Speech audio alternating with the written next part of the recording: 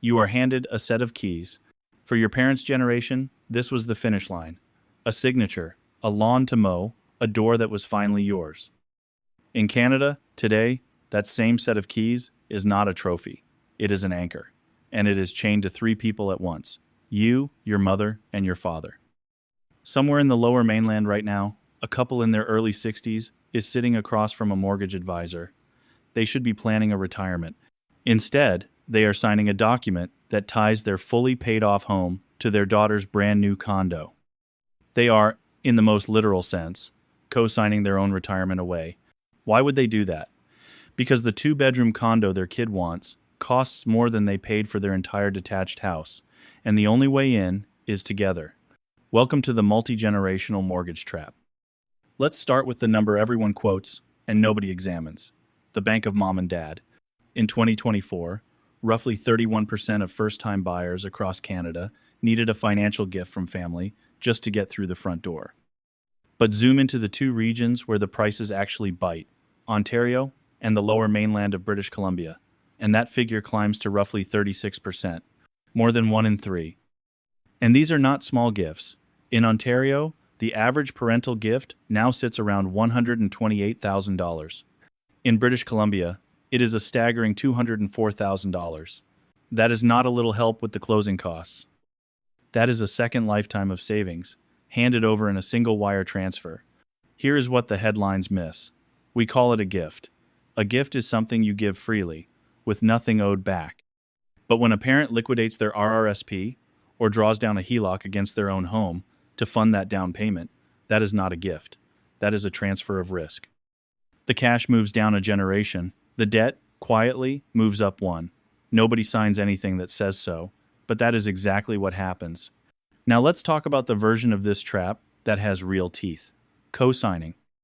When your parents co-sign your mortgage, the bank is not asking them to cheer you on from the sidelines. They are not a backup. They are not a safety net that only catches you if you fall. Legally, they are equally 100% liable for every single dollar from the very first day. Picture the 2026 scenario. A young couple in the GTA buys a home with a $1 million mortgage. To qualify under the stress test, both sets of parents co-sign. 4 signatures, 2 generations, 1 document. Now the child misses 3 payments, a lost job, a medical leave. It does not matter why. The bank does not send a gentle reminder and wait patiently.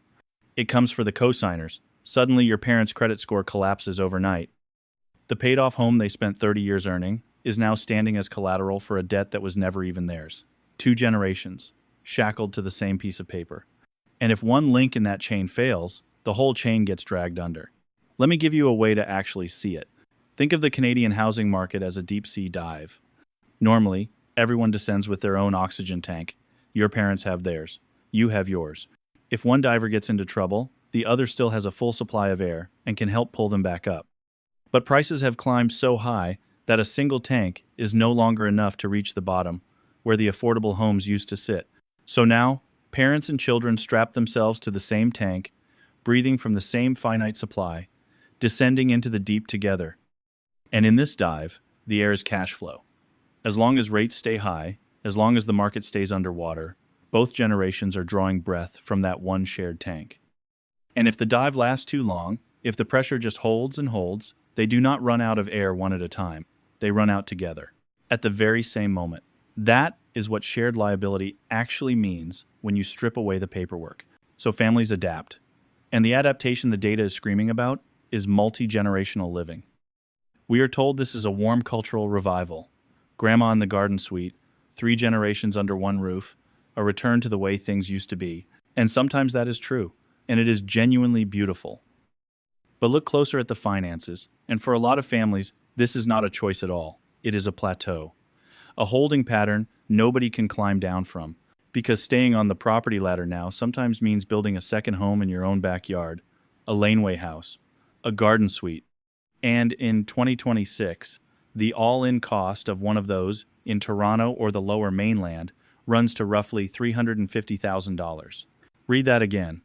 $350,000 just to add a small structure so your adult child or your aging parent has somewhere to live that is technically their own. For a lucky few, that is smart density. For a great many households, that is a very expensive prison with a nice deck. Here is the image that ties the whole thing together. Your parents have spent 30 years running up a mountain. Call it the equity mountain. Every mortgage payment was one more step. Every renewal was a steeper, rockier stretch of trail. And they are near the summit now, exhausted, legs burning, out of breath, but almost there. This was supposed to be the part where they finally stop, sit down, and enjoy the view they earned. Except they cannot stop, because you are standing at the bottom of the very same mountain and you are wearing a 500-pound backpack of debt. So instead of finishing their own climb, they turn around. They reach all the way back down. They grab your hand and they start hauling you up the slope, carrying their own exhaustion and your backpack at the same time. And here's the part nobody says out loud. That mountain was built to hold one climber at a time. Now it is holding 2 full generations and a 500-pound load, all planted in the same spot. And you can feel it under your boots. The ground is starting to crumble under the combined weight, which brings us to why 2026 is the year this trap can finally snap shut. The Bank of Canada has held its policy rate at 2.25%. That is down from a peak of 5% back in 2024. But it is nowhere near the near-zero rates that created this whole mess in the first place. Prime is sitting at 4.45%. Rates are not crashing. They are just holding. Stuck. The water is not draining out of the dive. And here is the pressure gauge. Almost nobody is watching. According to Equifax, mortgage delinquency balances are up roughly 32% year over year across Canada. And in Ontario alone, they are up a frightening 52%. The cracks are not theoretical. They are already spreading. Now watch how the trap actually closes. Your parents co-signed. Their equity, their entire retirement, is now locked inside your mortgage. Then life happens, the way it always does. One of them needs long-term care. And to pay for that care, they need to downsize, sell the family home, and finally free up the cash they spent a lifetime building. But they can't, because their name is still on your $1 million mortgage. Their equity is not theirs to move anymore. It is collateral. The exit door they were quietly counting on their whole lives has been welded shut by the single act of helping you. That is the trap. It does not spring the day you buy. It springs years later, when they turn to leave and discover the door will not open. So, let's end with the lie sitting right at the center of all of this. Call it the inheritance illusion. You have been told, softly, that all of this sacrifice pays off in the end, that one day the house comes to you, that the whole grinding struggle is really just a slow, loving transfer of wealth from one generation down to the next. But walk through what is actually being transferred.